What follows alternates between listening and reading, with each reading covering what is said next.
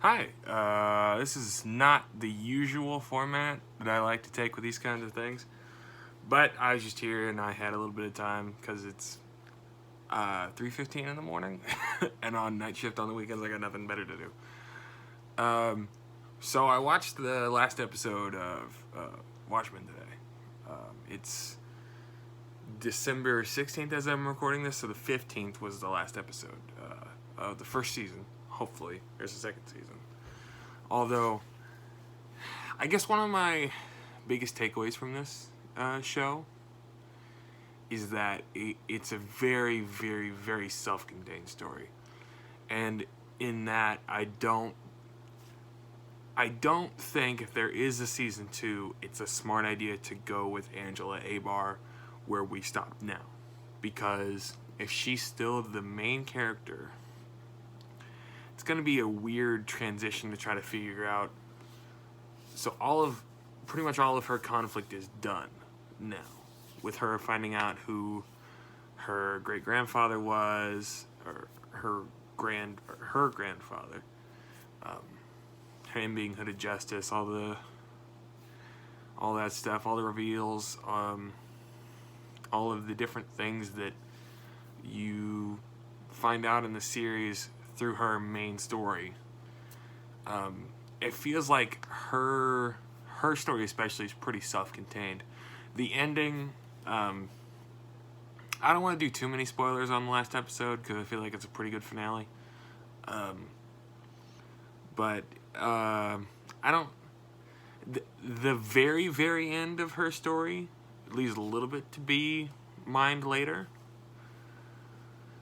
But, and I've heard other people talk about it before, in the other recaps that I've seen so far today, which is, if there is a season 2, it would be fun if they kind of anthologized the idea and it became like different stories set in the Watchmen universe, which I personally think would be a great idea.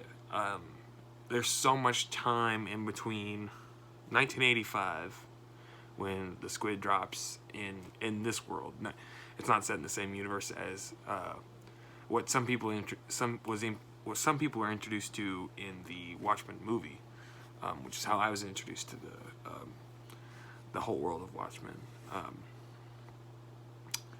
The time in between 1985 and 2019, where we are now, there's so many different things, especially if you read the Peteypedia, which is the companion sort of. We didn't have the space to put this in the episode, but it's kind of it's a tag along with the world of Watchmen where they are now. There's a lot of fascinating things that they say went on, not least of which is Laurie Blake and Dan Dryberg. Laurie, who goes from being Silk Spectre 2 to the comedienne, after her father instead of after her mother, and Dan Dryberg, the Night Owl 2.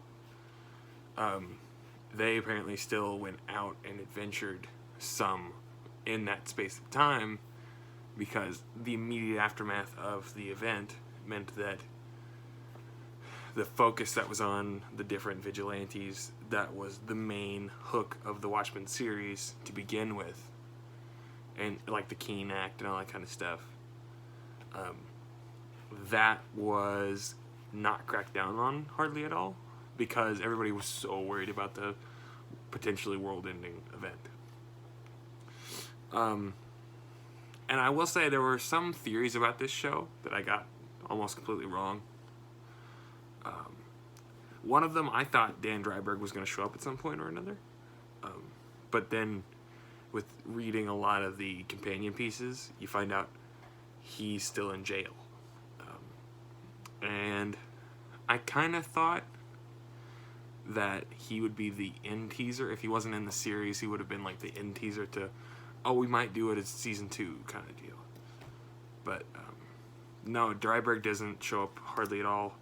He's mentioned a couple of times, and you see a couple of the Night Owl ships. The cops end up using his designs, and you see the original Night Owl ship. And yeah, I think my overall thoughts, I guess I could sum up in as much as I've never watched a series as it was happening. You know what I mean? Like, because I'm one of the younger viewers who was introduced to this because of the movie. And then I have the trade paperback of this.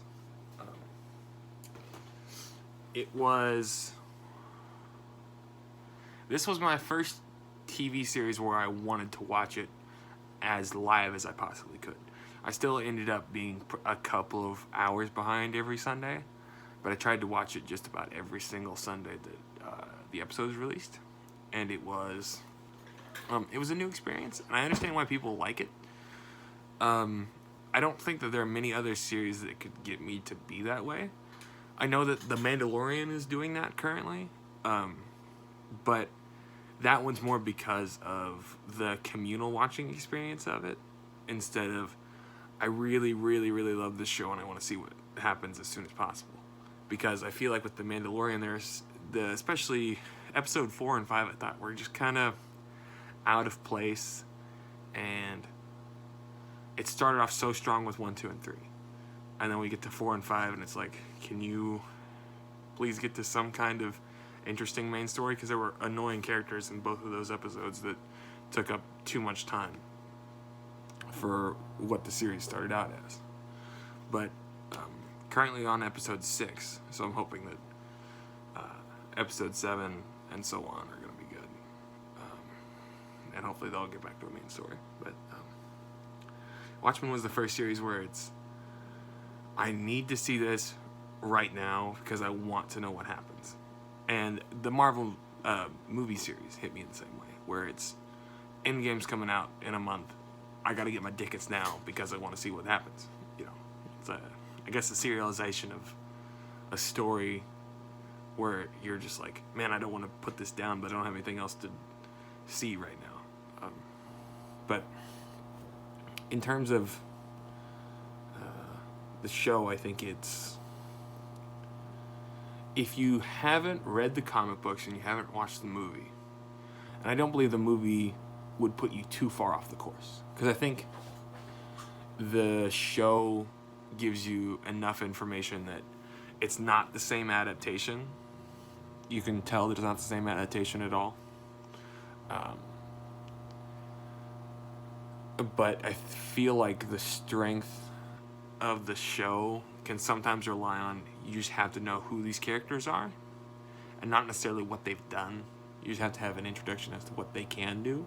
Like, I feel like the way that people talk about Dr. Manhattan for most of the series is, well, that would be kind of confusing if nobody knew what he could do. If you just hear there's a blue guy on Mars that could factor into this show, you would probably end up being fairly confused pretty quickly if you just, oh, he's blue and he has powers and he doesn't wear clothes and he glows and he can fly and he can teleport and he can grow. But I don't understand how he came into being, and I don't understand, because there's, in some of the earlier episodes, Adrian Veidt, I don't believe it's until episode 3 that you understand he is truly Adrian Veidt, even though there are hints to it at points in the series. It's not entirely clear what Dr. Manhattan is, even though there is a Adrian Veidt play as to the origin of Dr. Manhattan for, I guess, the people that wouldn't have read the comic books or watched the movie. But it's hard to fit the pieces together in that at the time, because you're not really introduced to the Dr. Manhattan character until much later in the series, and you get an actual introduction to what he is and who he is and what he can do. I think that could have been played. If you don't know who he is, it'd probably be more beneficial for you to watch them all in sequence and then go back and watch the play scene that Adrian Veidt directs. And it's like, to give you a better understanding as to what happens, and to give you a better context as to whenever they talk about like the field generator and that kind of thing, how he was created. That would give you a better context as to what any of that kind of thing means. I think the show's biggest strength, and especially for me, is if you know the background to a lot of the characters and you understand a lot of the legacy characters and what they're doing there, the new characters become even more fascinating, because then it's how do they fit into the story. And that's one of the most fun things I think there's been with all the fan theories online about like, how are these people related? How does this person know this person?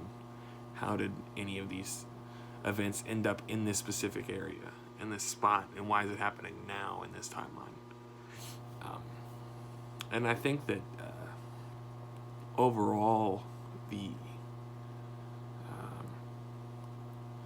show I would recommend to somebody who hasn't watched the movie or read the comic book, but it would be you're not going to understand what's going on unless you don't, even though I think by the end you would have a better understanding and probably still enjoy the show, because it's such a strong murder mystery in my thought, or in my experience of it, that I think it doesn't really matter where you come from to start the series. I think by the end you start to understand where it is, and what the context of all the characters and interactions are.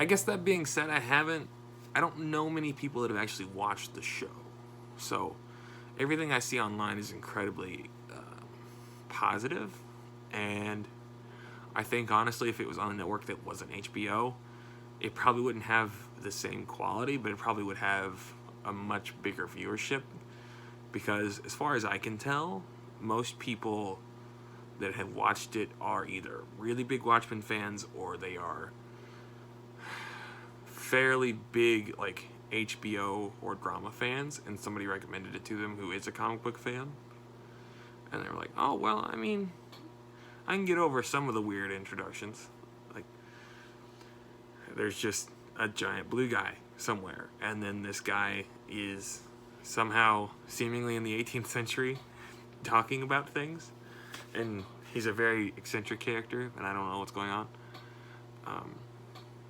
Because I feel like one of the hooks of the show is, for a while, it's really hard to understand what's going on. The Adrian Veidt storyline, you're not sure where he is, you don't know what's going on, nothing's been explained for most of the series until you get, I believe it's the second to last episode, when you start to hear what the plans were and why he is where he's at and what was going on at that time. And it's just an interesting show. I think the number one aspect that I enjoy about it is it's fleshing out a world that was already an interesting one and making it even more interesting. One of the hooks I thought of the Watchmen series was, so what if somebody back in the 40s actually did want to dress up like Superman when Superman was first introduced? What if somebody dressed up as Superman? And then what would happen if that sparked a chain reaction in everybody else? And to a certain extent we have that in today's world. There are like lower level heroes who live in some, like, I know New York City has a couple where it's I believe there was an MMA fighter who's a vigilante. They're vigilantes, and they're like good citizens, and they stand up and for the law and all that kind of stuff, and it's not exactly like they are Watchmen style vigilantes, but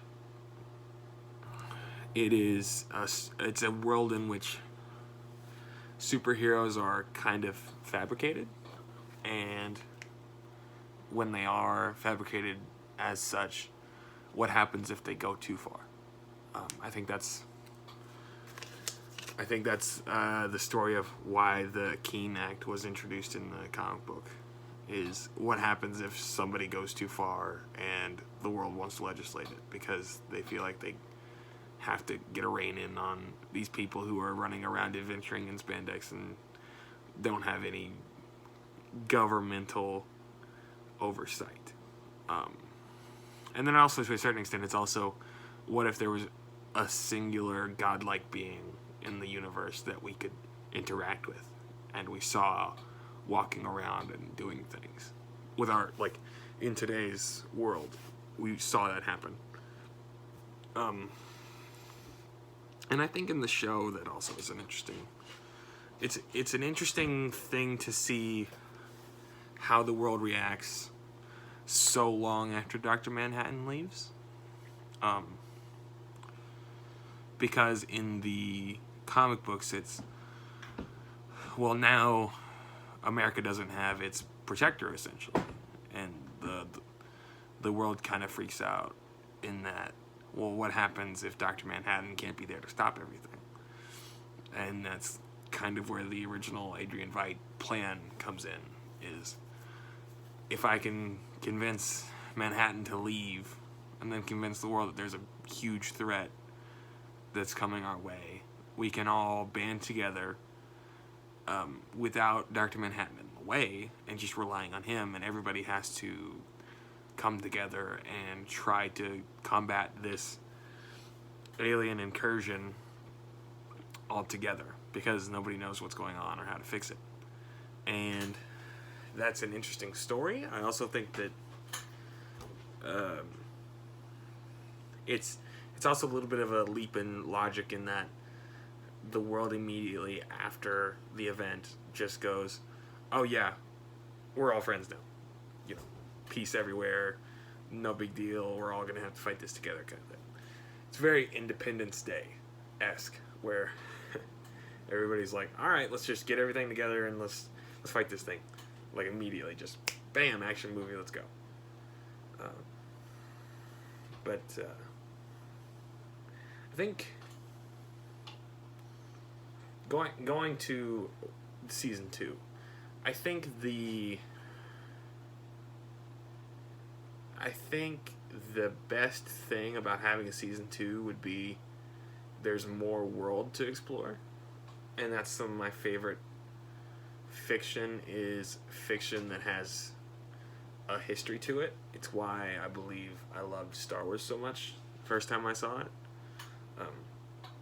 And I mean the original trilogy, where it is, they talk about the Clone Wars, and Obi-Wan has a history with these people, and the Empire has been around for a while, and you understand what happened a little bit to how to get you there. And histories of things is always interesting to me. That's why I think if you anthologize the Watchmen series, it would be interesting to see different situations and histories going on. One of the interesting ones I heard pitched by somebody was, what if we followed Laurie Blake and another character on essentially what would be a buddy cop mystery, but would be following and trying to hunt down the masked vigilantes that still exist in the world, and some of the ones that would have to be grandfathered in to being hunted down. A couple of them, one of them is at the very end of the show, and I don't want to spoil that too much, but I think overall the sentiment that I get most all online is this show was one of the most interesting and well-written single season shows of all time, and I think that's interesting coming from the general population, who, with the showrunner Damon Lindelof, with his controversy of Lost. A lot of people, I know a lot of people liked Lost when it started, but I also have heard a lot about how after a certain point it was just, well, now nothing makes sense, and I don't want to see what's going on now because everything's confusing and the season finale wasn't, or the series finale wasn't great or satisfying. But this, I believe, is. I think this is one of the tightest. I think you could put this in a 9-hour, like, not necessarily a movie, but kind of condense them more into, say, 3-hour chunks to be a miniseries or something like that. And they would all work really well. Maybe the pacing would be a little weird, but in terms of a complete whole story, self-contained, this is what you have, is on the level of the original Watchmen series, the comic books, where it is. It's a murder mystery. Almost everything you can think of that you need to know is solved by the end. And you are enthralled in what is going to happen next. There's never a point where you're going, oh, I don't care. This person I don't care about. Go away. I don't care about what's going on here. Come, let's get to something else. Because it's always interesting. If nothing else, it's interesting dialogue. And it's a world-building dialogue. I think in the end of the series, there are still questions. I don't think they're huge questions. And there's kind of a main question, I think, at the very, very end. But it was a very satisfying series to watch. There was no point where I thought that it could have been done differently to make it better. I think almost every choice that they made sense. It fit into the larger Watchmen world. Almost said Overwatch. And I believe, especially, I listened to some of the podcasts that Damon Lindelof has done after the 3rd episode and the 6th episode. And he just knows the whole Watchmen mythos inside and out better than even if I was sitting there listening to him say it and looking it up in the comic book. I'm not sure I would know where to look and what he's talking about. Even if I did end up... If he gave me a page, I don't know that I'd be able to find what he means. You know what I mean? He just has such an encyclopedic knowledge of this thing that all of his decisions seem so well educated that there's never a point where I'm wanting him to follow the storyline more strictly, follow the characterization more strictly, because they're all pretty much spot on from what I interpreted them all as. And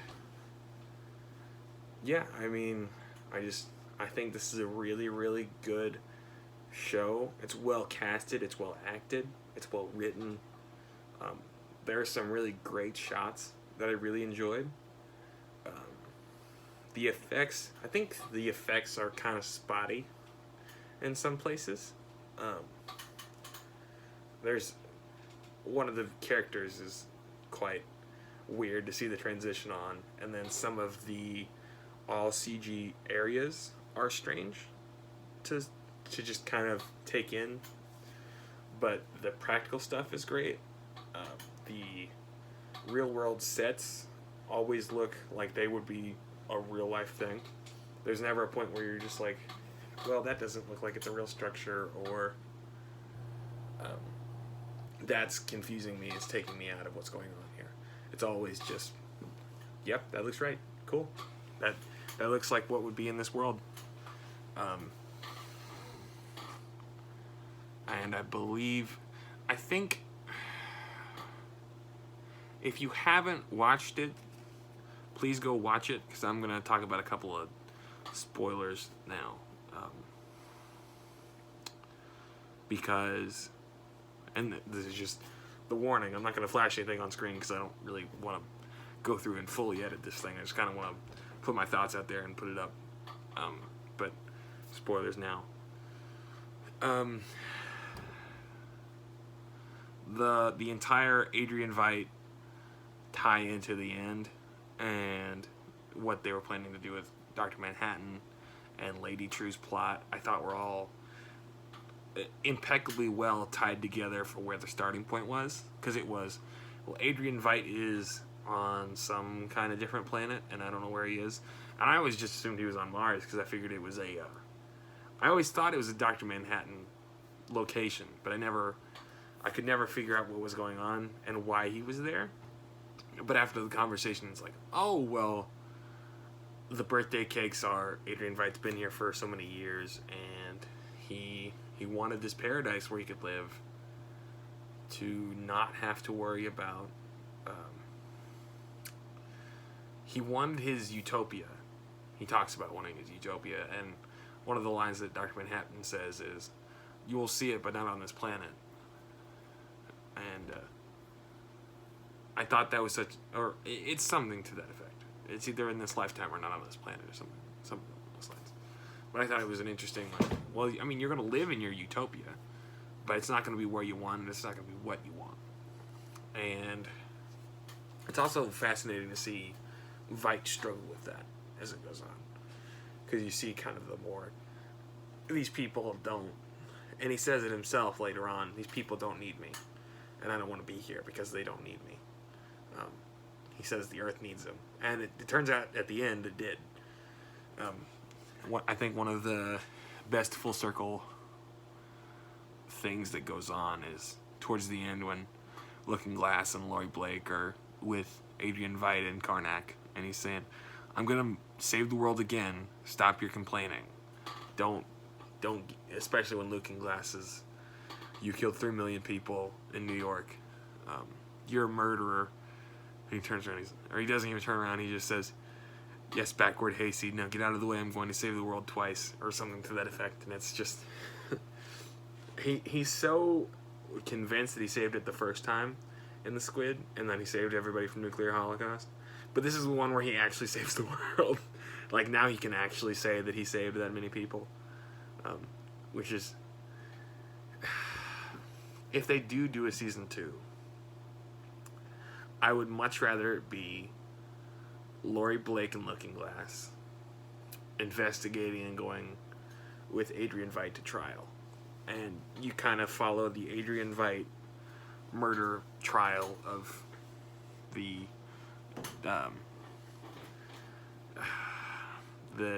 I guess it's called the Die. It's the dimensional something incursion. I forget exactly what it is. But following that storyline, I think would be the most interesting thing that they could do for season 2, and then have maybe be some look in some other places.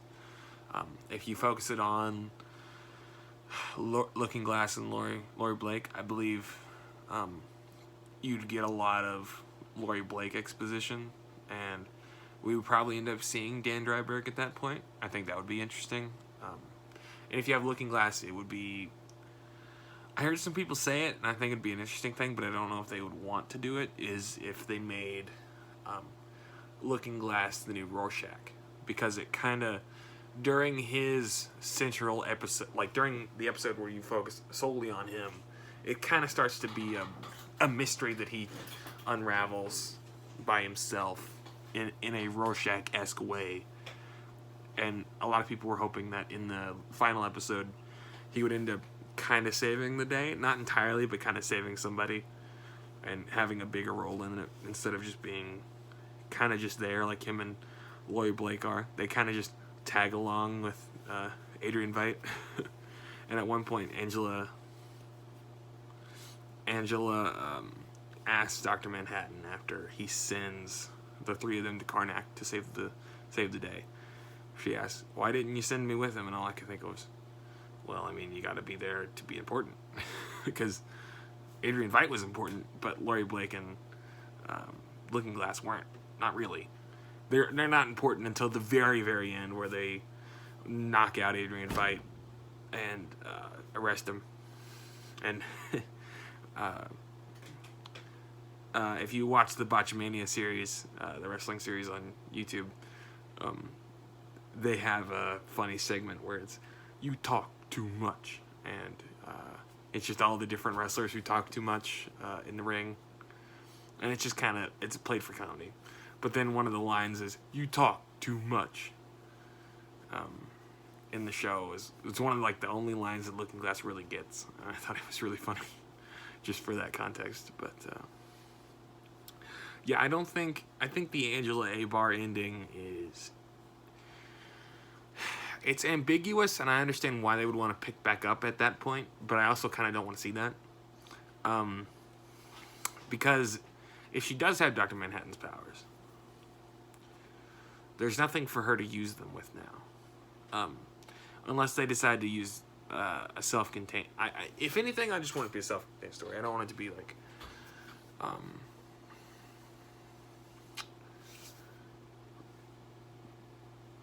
they go immediately back into the Angela Abar story, and we're kind of just trying to run along what she does and why she's there.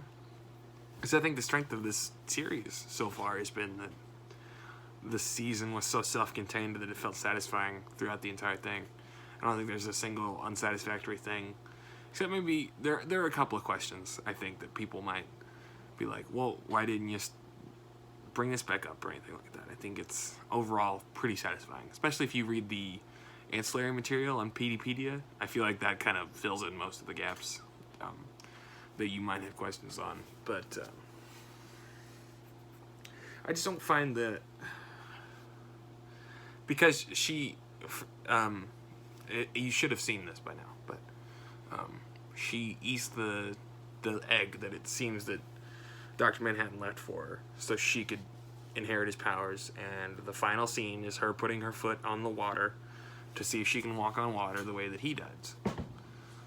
And it's alluded to earlier on that he's like, it's important that you see me walk on water because you're going to need it later, and all that kind of thing. And William Reeves has a line where he says, Dr. Manhattan said you can't have an omelet without breaking a few eggs. And because I thought it was kind of strange overall how many times eggs came into play in this series.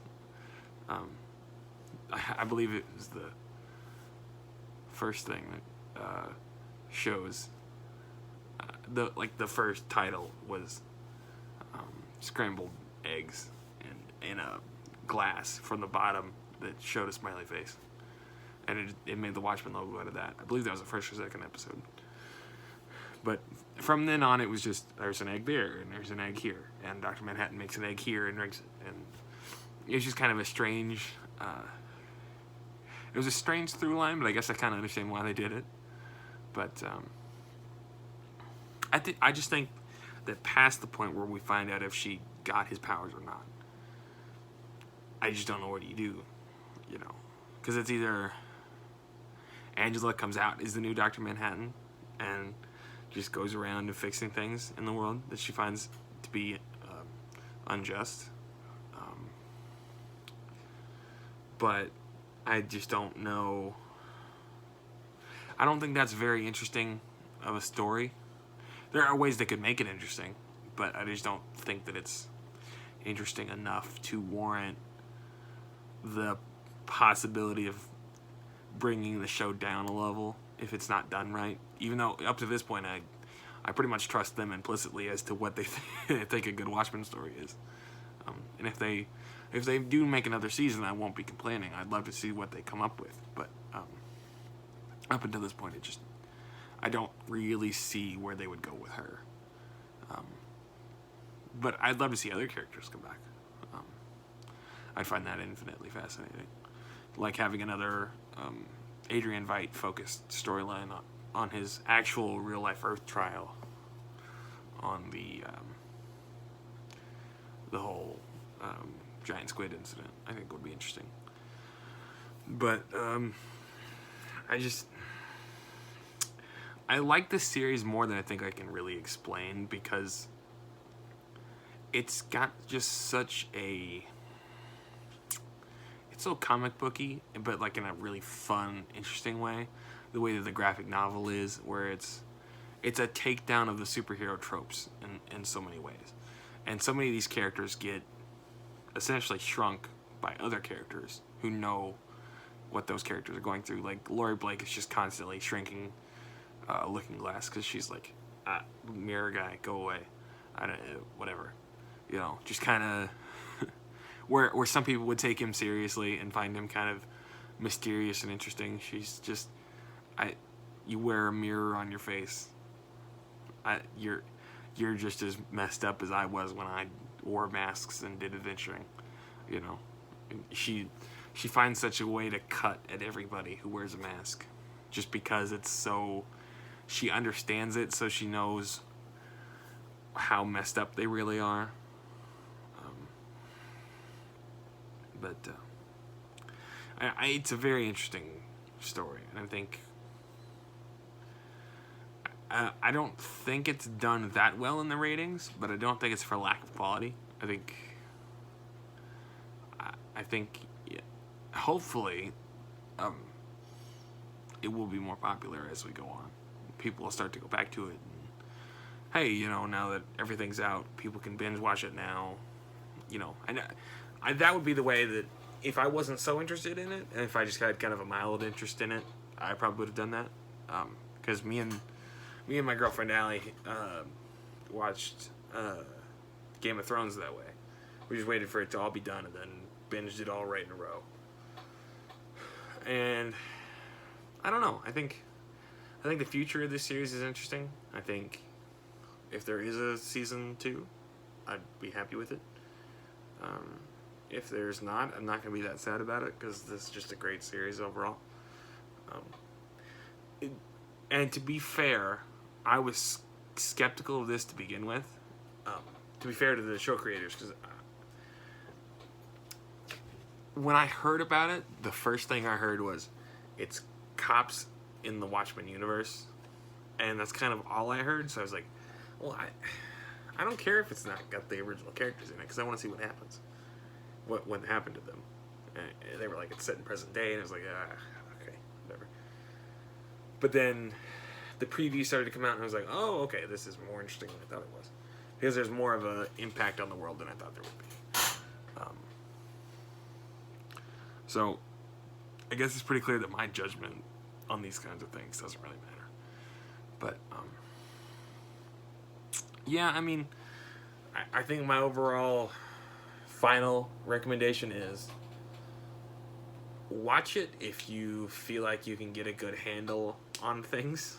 like if you feel like you're pretty good at retaining information, watch it without having to watch something else, because it's a very dense show. And if you're not sure you know all the references, they'll probably come back up later so you can understand them and they're explained. But if you're not entirely sure that you can hold on to that thread the entire time, I would recommend at least watching the movie. I hear the ultimate cut is probably the way to go on that, even though I think I've only watched the original cut of the Watchmen movie,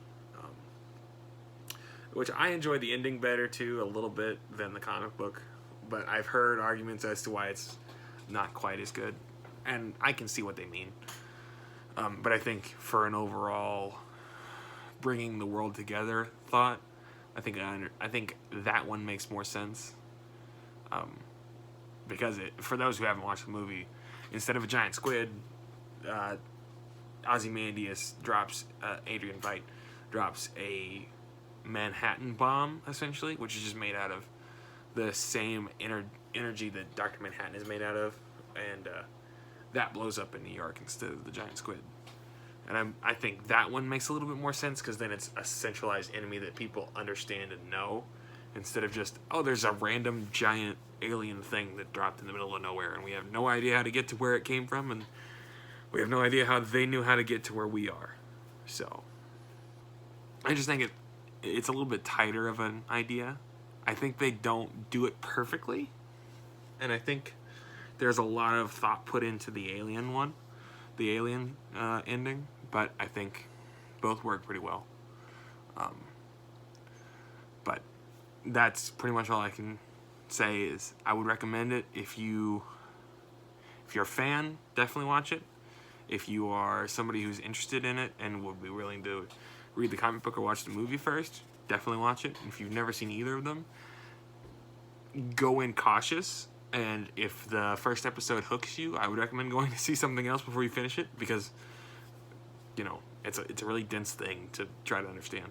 There's like motion comics online if you're not interested in actually reading, but you want to see what the world is that they're building off of instead of the movie world.